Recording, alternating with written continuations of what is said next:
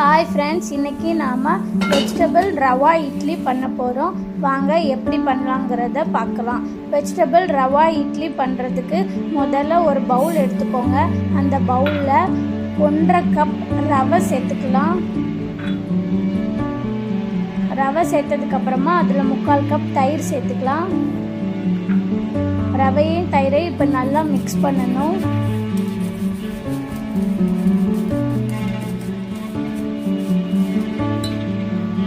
தேவையான அளவு தண்ணி ஊற்றிக்கோங்க. தண்ணி ஊற்றிட்டு கட்டிகள் இல்லாமல் நல்லா பிசையணும்.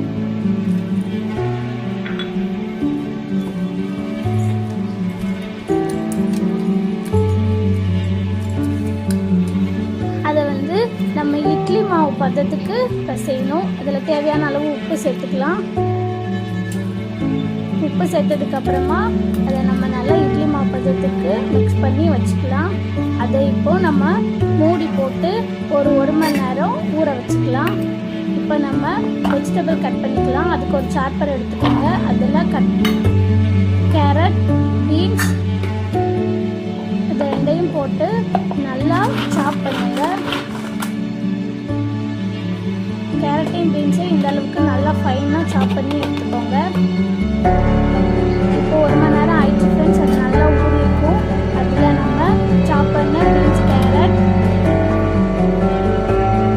பொடியாக கட் பண்ண முட்டைக்கோஸ், சின்னதாக கட் பண்ண ஒரு வெங்காயம், கட் பண்ண ஒரு பச்சை மிளகா, ஒரு கொத்து கருவேப்பிலை, இது எல்லாத்தையும் போட்டு நல்லா மிக்ஸ் பண்ணுங்க. வெஜிடபிள் எல்லாம் அந்த மாவோட நல்லா மிக்ஸ் ஆகிற அளவுக்கு நல்லா மிக்ஸ் பண்ணி வச்சுக்கோங்க. இப்போ ஒரு பவுல் பட்டாணி வேக வச்சு எடுத்து வச்சுருக்கேன். அதையும் இதோட சேர்த்து நல்லா மிக்ஸ் பண்ணிக்கலாம். பட்டாணியும் சேர்த்து மிக்ஸ் பண்ணதுக்கப்புறம் அது ஒரு 10 மினிட்ஸ் ரெஸ்ட்டில் வைக்கலாம். அதுக்கப்புறம் இப்போ மாவு நல்லா ரெடி ஆயிடுச்சு ஃப்ரெண்ட்ஸ். நாம் இப்போது இட்லி தட்டில் இதை ஊற்றிக்கலாம்.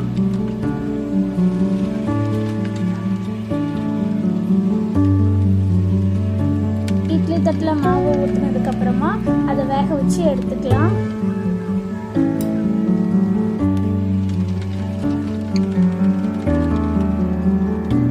இது ஒரு 10 மினிட்ஸ்லேயே நல்லா வெந்துடும் ஃப்ரெண்ட்ஸ்.